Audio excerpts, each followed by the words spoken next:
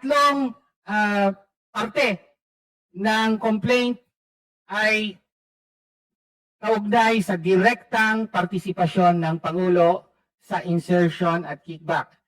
Ayon sa testimonya ng dalawa, isang Zaldico at isang Yusek Bernardo, no? Pareho nag-corroborate po ang kanilang testimonya at sinasabi nila na direktang inutos ni Pangulong Marcos ang insertion ng at least 100 billion pesos na proyekto sa DPWH budget para sa 2025.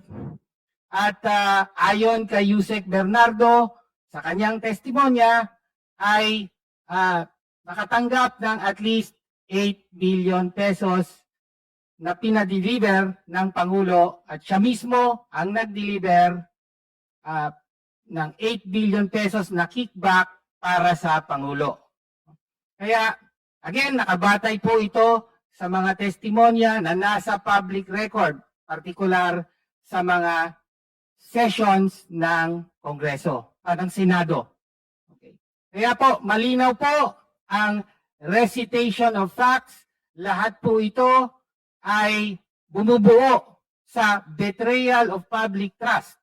No, pagtataksil sa tiwala ng bayan. At hindi po biro ang pagtataksil na ito, hindi maliit na bagay dahil ang buong flood control corruption scandal ay naganap sa buong kaalaman, pahintulot at direktang partisipasyon ni Pangulong Ferdinand Bongbong Marcos mismo.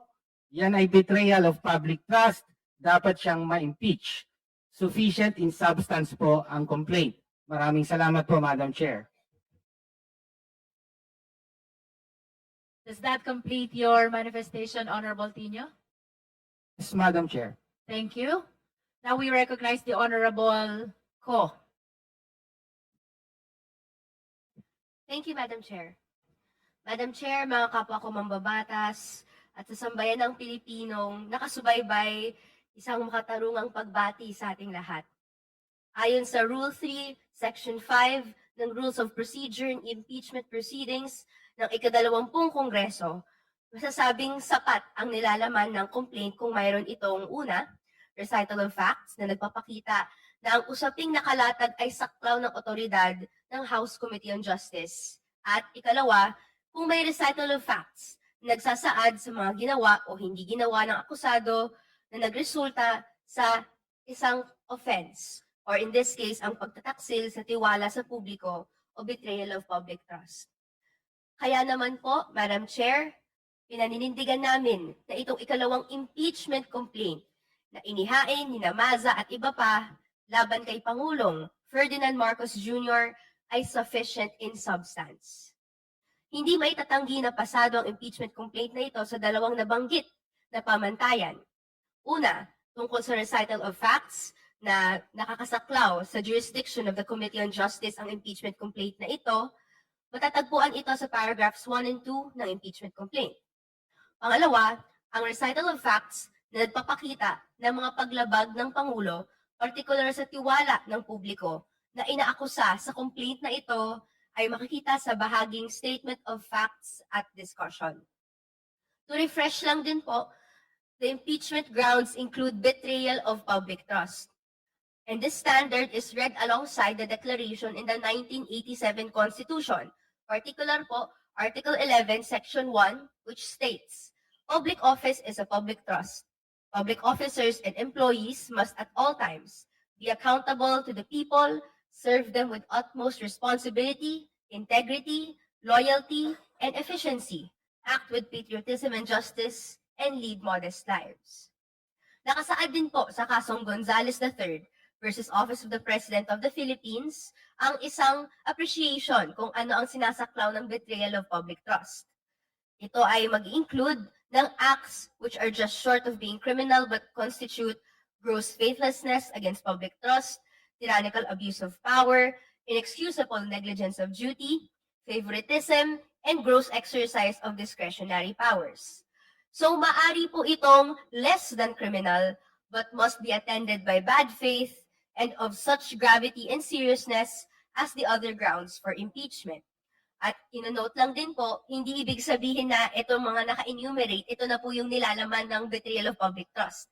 Pero ito ay ilustrasyon kung anong pwedeng nakapailalim ng betrayal of public trust.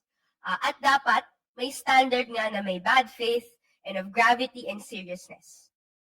Kaya naman po muli, the complainants and we the endorsers find 3 acts that fall under this definition. Number 1, President Marcos Jr. adopted, implemented, and institutionalized a systematic scheme of corruption gamit ang tinatawag na baseline, balanced, managed, parametric formula as the official allocation mechanism for flood control and other infrastructure projects, thereby converting the national infrastructure budget into a centralized apparatus for plunder. Sa isang dokumentong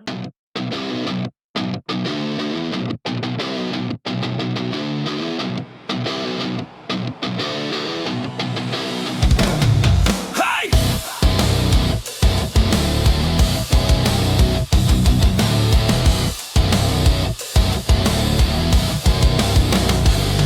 Pangalog ka ang utak, hindi na uubra. Mga pekeng balita agad mabubura. Mga troll farm, malamang susuko na. Dahil kami ang bebenga, humanda ka na. Mga makachina, benga, benga. Mga fake news, benga, benga. Salbahing dedes, benga, benga.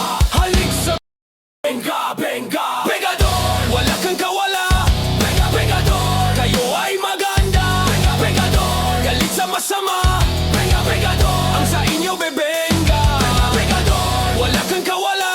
Benga, bengador, kayo ay maganda. Benga, bengador, galit sa masama. Benga, bengador, ang sa inyo bebenga. Fake news better, yari na kayo. Walang ginava manira ang logo. Dahil sa pera, adik mga ito. Pero mahihina ang sentido. Mga makachina, benga, benga. Mga fake news,